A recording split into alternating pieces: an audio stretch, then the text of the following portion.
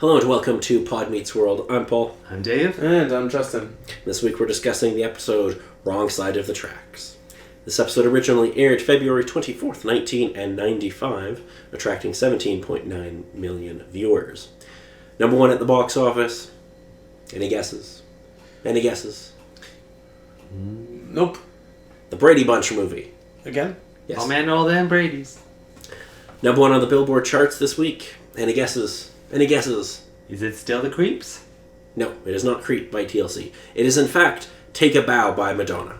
Ooh. And don't ask me anything about it because it's a Madonna song, so I don't know. Nah. Okay.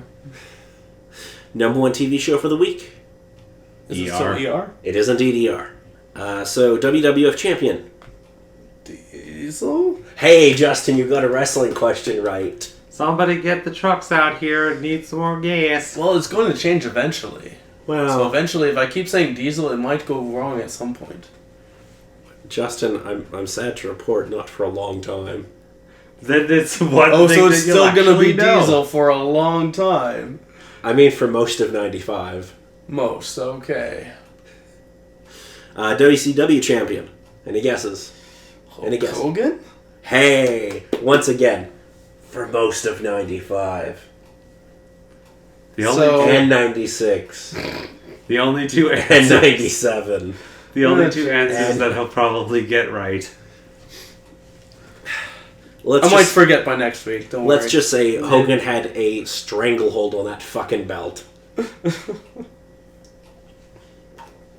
Anyway, this episode starts with Sean asking out Jill Howager, a girl from a well-to-do family, to go out with him.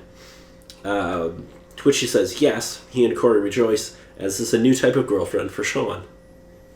One that actually has parents. And Jason and Eric make fun at them for that. Then a girl named Valerie walks through the corridor and Eric asks her out. She is a skater, and Jason lies that Eric is a skater as well, and she agrees to go out with Eric. Oh, the bollocks is good. Mr. Turner's class have to write a biography on someone they admire. Topanga picks NBC Today show presenter Katie Couric, while Corey and Sean end up picking each other because Mr. Turner left that door wide fucking open. I It has to be a real person, not a fictional You character. can't pick... I picked Captain Sean. Kirk. I picked Corey. You walked right into one. I know. I did.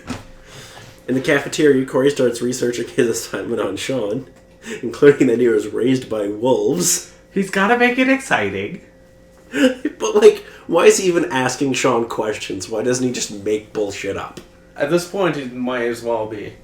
Well, It's also a case that Sean needs to think it's cool. It's his biography. He should have some say in what sort of goes on. it's so We good. don't get to hear about like his report on Corey.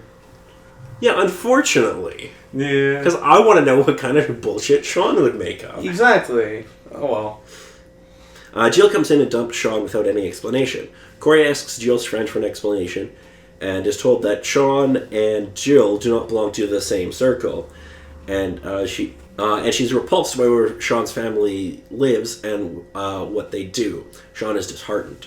Eric and Jason are trying out a scheme whereby Eric can pretend that he can skate. Meanwhile, Sean and Corey are in Corey's kitchen working on their assignments and comparing their upbringing. Amy asks Sean to stay for dinner, but Sean invites Corey instead. Corey isn't keen, as the last time the food was cooked on the engine of his pickup, and it was a little oily and antifreezy. Sean leaves unhappy. Back in school, Corey is relieved to find Sean in the corridor. Sean has just missed first period. We find out that the way to the library is flooded. Janitor Bud, bring your big mop. My favorite Feeney line here is, I'm sorry, the library is only currently available, or is only currently accessible by canoe. I don't even know how that works, but okay. And for some reason he's calling on Janitor Bud to fix this. The man with one good eye and a big mop.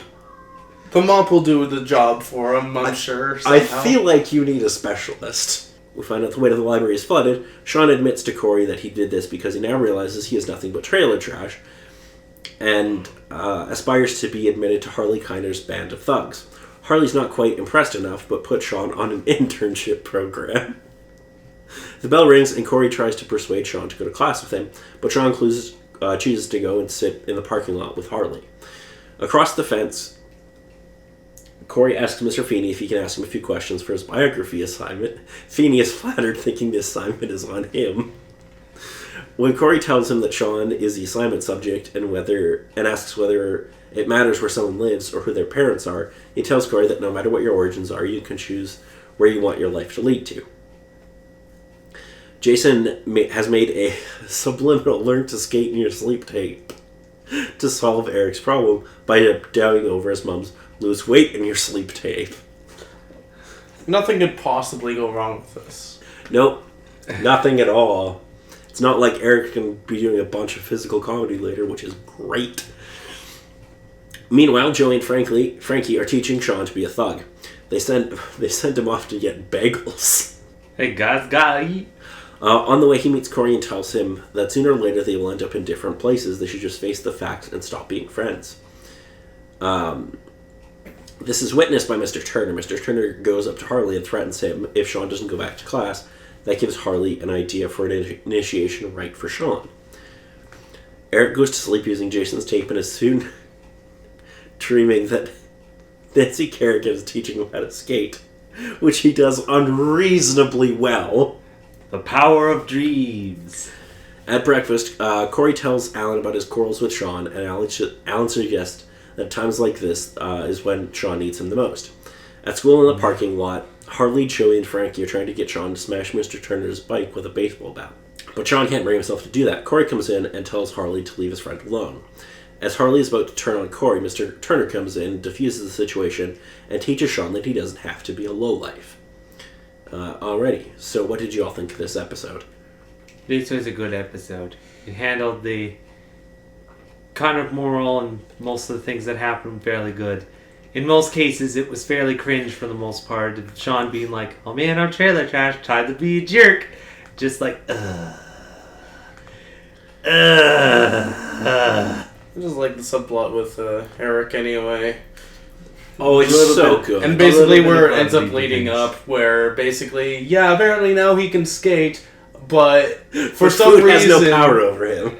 Food has no power over him. I also love Jason just being a prick. And just coming in with hot dogs and like suddenly... with chili Eric, dogs and Eric freaks out. Yeah. It's so good. It's like, well, you want... I guess he lost the girl in the head. I love when she's like, well, how about we go to Chubby's? And he's like, food has no power over me. I just get some dessert. Dessert is evil, is the enemy of my hips. sure, we could go down to Chubby's and get some... It's so good. It's like he's having a goddamn stroke. Alrighty, if there's nothing else, I have one little piece of trivia. As you probably noticed, Harley has been recasted in this episode because the actor who had been playing him previously, Danny McNulty, was diagnosed with bipolar and was having a breakdown during the filming, so they got another guy in to do the one episode. Oh, damn. I see. Yeah. So next week we'll be talking about the episode Pop Quiz. Corey and Sean feel guilty after doing well on a pop quiz they knew about in advance.